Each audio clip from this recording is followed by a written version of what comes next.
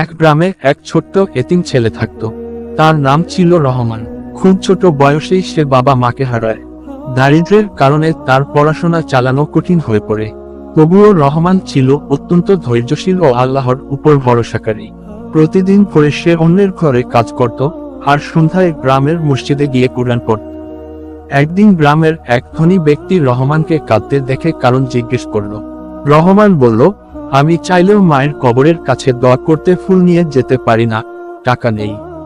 ধনী ব্যক্তি আবেগে আপ্লুত হয়ে গেলেন।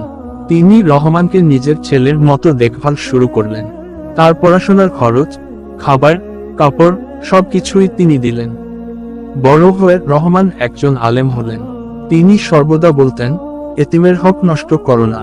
আল্লাহ বলেছেন, যে এতিমকে সহানুভূতি দেখাবে সে জান্নাতের নবীর সঙ্গ লাভ করবে।